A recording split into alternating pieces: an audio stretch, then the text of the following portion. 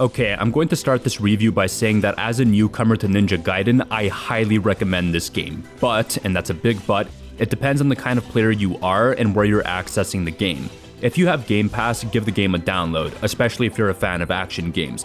But if you're purchasing the game for $50 or actually $65 if you're Canadian like me, then it's a bit of a harder sell because, like I said, it depends on the kind of player you are. If you're someone who likes to replay a game at different difficulties, doing challenge modes, or taking the time to truly master a game's ins and outs, then I would maybe recommend the purchase. But if you're someone who plays games as a one and done sort of thing where you move on to something else in your library, then I would only purchase this game at a discount because the game is incredibly short for the price by today's standards. It does depend on your skill level and difficulty you play on, which I'll get into in a bit, but I played through the game on the hard difficulty and finished it in a little over 6 hours, but since then, that 6 hours has turned into 27 and will possibly become more if I'm replaying the game on different difficulty modes, the graded chapter select, tag missions, and learning more about the game. Which brings me back to the point that if you enjoy replaying titles to master them, then this is a solid game with an engaging and challenging experience. Something I wanted to talk about is the difficulty modes, which is an important thing to cover before getting into the meat of the game. Do not, and I repeat, do not play this game on the very hard difficulty if you're a newcomer, because it will crush you and make you hate the game along with yourself, because it is truly brutal if you don't know what you're doing. This mode is meant for people who have a firm grasp of the game's mechanics and not just basic ones. I'm talking the game's quirks, specific techniques, having strategies in place for certain sections, different weapon uses and combos, along with understanding enemy and boss behaviors. If you do not have any of this knowledge, do not play at this difficulty because the enemies are not only more aggressive, a tad healthier and hurt a shit ton, but they place the most annoying mid to late game enemies right at the beginning for maximum ball torture. Also, I don't give a fuck if you're super familiar and good with Souls games or Sekiro. I play the shit out of those games too, but those skills and knowledge do not apply here at all. And if you don't believe me, a streamer I watch known as Lil Aggie, who does challenge runs for games like Elden Ring, Sekiro, and so on, tried starting on the very hard difficulty then spent over 5 hours on just the first chapter. And that's no disrespect to Aggie because he's actually gotten better, but the initial struggle is truly understandable. Walking into this difficulty blind is like walking into oncoming traffic. Do not play this mode as a starter difficulty. Only play it if you understand the game or if you're just a masochist. Now with that out of the way, I'll cover other difficulties so you can find the right one for you. Hero playstyle is pretty much the easy mode. It gives you access to a mechanic where once you're really low on health, you'll automatically block all incoming attacks and projectiles for a short time or until you heal. It's pretty much a safeguard for when you get caught and fucked up. I only really recommend this mode if you're not looking for a crazy challenge and just want to play a more simple hack and slash where you slice up enemies, experiment with the different weapons and their combos to cause bloody mayhem.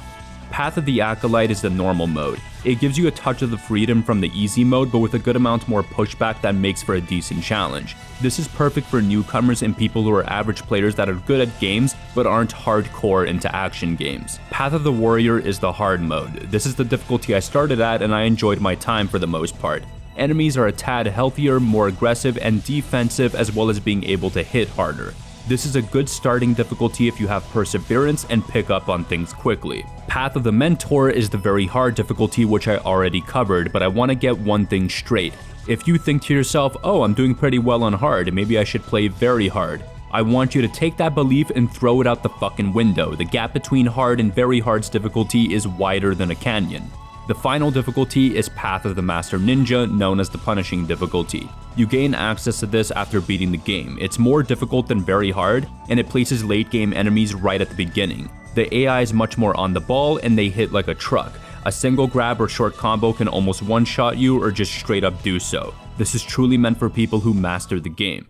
So now that we're done talking about the difficulty, what about the game itself? Is the combat any good? The combat is fucking awesome. I know looking at the game with all its over-the-top action, blood, and gore would make you think of something more akin to the classic God of War games, but I assure you this game has a lot more depth and skill expression. Maybe not to the extent of something like DMC, but it has the perfect balance to keep you fully engaged and not too overwhelmed. You have your basic elements such as light attacks, heavy attacks, a block, brutal executions when you sever an enemy's limb, and more. But how all these simple mechanics feed into each other along with other specific moves and techniques, it really makes the game shine. You have a variety of weapons, each of them having different combo lists that actually expand when you upgrade them. They vary between your simple starting katana, a staff, claws, a kusarigama, and more. They all feel great while also excelling at different moments in the game. Outside of the weapons and their combos, specific techniques such as the guillotine throw, Izuna drop, and the ultimate technique known as, well, ultimate technique, can make up a lot of your actions. The ultimate technique is badass. After charging a heavy attack and depending on the tier of the charge, it allows you to perform a special attack that varies from a large flurry of strikes or a giant area of effect that can clear groups of enemies. But knowing how to make full use of this move is really cool. The issue is that it has a super slow wind up and you'll most likely get cancelled out of it, but it charges up faster when there's something called essence nearby, which enemies drop when they die. The issue is that the initial startup animation is still slow as fuck, so how do you use it efficiently? By jumping. When in the air in this game, whether it be from a regular jump or off an enemy or wall, if you charge the attack as soon as your feet touch the ground, it'll skip the initial startup animation, and if there's some essence nearby, it'll charge the attack right away, and depending on the amount or type of essence that drops, it'll charge it to the max tier of the ultimate technique. The issue is that essence flies to you right away if you're not attacking or if you jump, not giving you enough time to farm up essence to complete a full jump and charge. Well, you can even control essence. Holding onto the block button actually stalls nearby essence and you don't have to be stuck in a blocking animation. Holding onto block allows you to dodge in different directions and jump. So as long as you're holding that button or comboing nearby enemies, the essence will stay nearby, allowing you to farm it up and get an instant full charge after a landing. It feels incredibly satisfying pulling this off and synergizing it with other moves and combos, but people who are super good at the game can play without making too much use of the move and just by using proper spacing, combos, and making really good use of things like shuriken cancels and more. There's actually a lot going on here. Do I have any issues with the combat? It depends. A lot of people hate the game's camera, but I didn't experience too many issues aside from specific sections. This part of the game specifically fucking hates having the camera work in your favor, and it's super annoying. Another thing that's tilting is certain actions just don't work, like performing executions. It's tied to the heavy attack button, but sometimes instead of executing, it'll perform a regular heavy attack, which can be insanely annoying in certain situations. Other than that, I enjoyed the combat a lot, but I'm primarily talking about fighting hordes of enemies. What about the bosses? I think they're alright. They don't have expansive movesets like you'd see in a Souls-like, but they're incredibly fast, aggressive, and even defend themselves by blocking your attacks and even dodging. They can be a pretty fun duel, but I will say that some bosses just suck straight ass. Another issue is repetition. At the end game, you're just fighting the same bosses all over again, and one of them is someone you fought like 4 fucking times. It gets pretty old. Aside from this though, the combat is super solid, and I really enjoyed my time playing around with it. What about level design? Well, it's nothing insane. The levels are linear and primarily focus on the action. There's an off path here and there where you can collect something, and there's a bit of platforming sprinkled in. It's fine for the most part, but sometimes the controls can feel stiff, especially when you're hanging on beams and stuff like that. I think the swimming controls are fucking atrocious though, but they were alright after I inverted them. What makes the levels good is the variety of settings. They'll range from the city of Tokyo, a stormy night in New York, Venice, catacombs, castles, and more.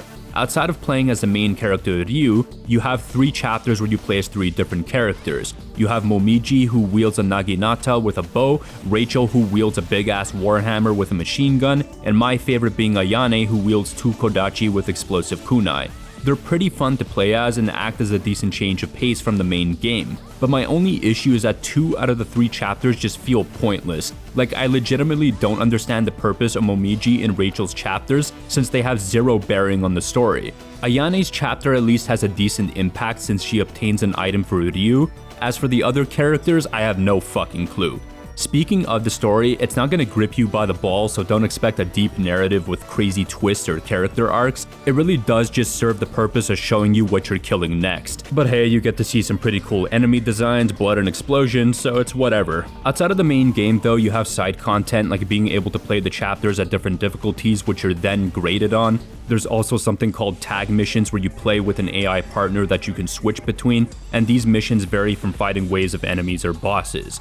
These missions can actually be pretty damn fun and intense at times. I had a lot of fun playing with these modes, and I'm setting up to maybe do a Master Ninja difficulty run. One of the things I wanted to talk about is the game being on Unreal Engine 5. I know when people see Unreal 5, they think to themselves, fuck, it's gonna be a smeary mess with dog tier performance. but from my experience, this game looked great and ran incredibly well. Although I have a pretty high-end system compared to the average player, but other Unreal 5 games I've played on the same system have had more noticeable hiccups. So I'd say this game happens to be one of the good ones. I wish I could show my actual performance metrics, but I played the game through Game Pass and it doesn't seem to play well with overlays, so I can't even see the metrics. But I had the game capped at 120 FPS. I'm pretty sensitive to frame drops or frame pacing issues, but I haven't noticed any on my playtime aside from initial stutters, but since then the game has been incredibly smooth. I did receive one crash, but nothing else since. In my experience, it's been a super solid playthrough. Final thing to talk about is the remake itself. So there's a bit of a divide on the remake. Prior to this, there were two versions of Ninja Gaiden 2, the original back on Xbox 360 and Sigma 2, which was originally only on PlayStation 3, but has since been released on different platforms such as PC. There's a bit of a divide between these two versions. The difference between them are certain bosses, chapters, things like the upgrade system, blood and gore, and one of the big differences were enemy spawns and behavior. In the original, the enemy spawns were much higher and had a higher delim rate, which allowed you to execute enemies quicker, whereas in Sigma 2, there were less enemies but they were made healthier and stronger to compensate. Ninja Gaiden 2 Black, this remake is primarily built off of Sigma 2, but with elements of the original sprinkled in, like the weapon upgrade system and blood and gore. Some veterans of the series are not happy about it being more like Sigma 2, although I hear a lot of people noticing that it's not exactly like Sigma 2 or the original in terms of spawns and behaviors either. Sometimes it can do things of its own, so I guess you gotta treat it as its own entity. Speaking as a newcomer, I've been enjoying this game a ton, but if you played the original, just know that it's mainly built off of Sigma 2, with some differences in minimal elements of the original. So overall, I really enjoyed my time with this game. The combat is incredibly fast-paced and visceral, with good depth and a nice amount of skill expression. I'd only really recommend purchasing it if you're someone who really likes to replay games or take the time to truly master the ins and outs of them, because it's definitely a hard purchase if you're a one-and-done sort of gamer, due to the game's incredibly short length with a story that doesn't really amount to much. Thanks for watching, and I hope you enjoyed. Peace. Before I truly end this video, I wanted to let my subscribers know where I disappeared to. Simply put, YouTube was kinda sucking the joy out of video games for me because instead of just playing a game, I was spending more time analyzing them for the purpose of a video. It was really affecting my mood, which in turn could affect my view on a game, which isn't really fair to the developers. I look back at some of my old videos and wish I was less harsh. I also crashed really hard into a deep depression. For those of you who don't know, I'm actually bipolar. Well, since then I found out that I have a comorbid diagnosis, so I have other things I deal with, but to be clear, the bipolar depression sure shit didn't help with my enjoyment of games and YouTubing. Since then, I had gone through therapy and found a different path in my life, but after playing this game and just experiencing different things, I felt motivated to make a video. I don't think you'll necessarily see consistent uploads, but if I find something cool or something just comes to mind, then I'll most likely share it. Anyhow, thanks again for watching. Peace.